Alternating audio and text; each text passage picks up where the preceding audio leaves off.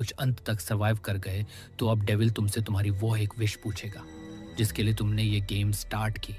ध्यान रखो, असली ख्वाहिश मत बताना, दिमाग में भी मत आने देना। कोई झूठी या दूसरी ख्वाहिश बता दो, लेकिन वो नहीं जिसके लिए ये गेम स्टार्ट की, क्योंकि अगर असली विश डेविल को पता चली तो वो तुमसे जुड़ जाएगा। ध्यान रहे, तुम्हारी असली ख्वाहिश कोई और पूरी कर रहा है। डेविल सिर्फ एक प्यादा है, इसलिए उससे अपनी असली विश छुपा कर रखो। नियम 7, गेम एंड होते ही अपनी अपनी नाम वाली पर्ची मोमबत्ती में जलाओ, केवल अपनी। अगर तुमने अपनी जगह किसी और की पर्ची जला दी या तुमसे तुम्हारी पर्ची खो गई और तुमने तुम्हारे दोस्त की पर्ची जला दी, तो इस धोखे की सजा मिलेगी।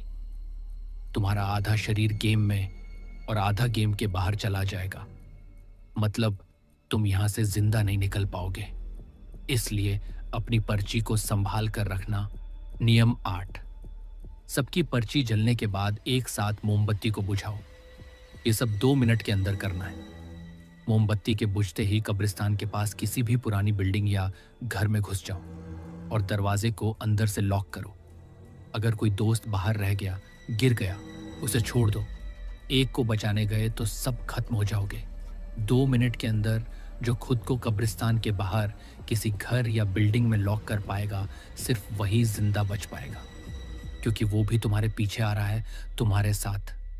नियम 9, अगले दिन तुम्हारी वो विश पूरी हो जाएगी। लेकिन अगर अगली सुबह होने से पहले तुम्हें कोई सपना आए जिसमें एक काला साया तुम्हारी तरफ धीरे धीरे बढ़ रहा है, तुमसे बात करने की कोशिश कर रहा है, तुम्हें छूने की कोशिश कर रहा है, तो समझ जाओ तुम्हारी किसी गलती की वजह से डेविल को तुम्हारी रियल विश पता चल गई थी और अब वो तुम्हारी उस विश से जुड़ गया है। ध्यान रहे, अगर कोई भी डेविल एनर्जी तुमसे कनेक्ट करने की कोशिश करती है और तुम्हारी सोल उस खतरे को समझकर तुम्हें समय पर जगा दे, तब तुम सेफ हो। लेकिन अगर तुम उस खतरे को महसूस करने के बाद भी नहीं जगे,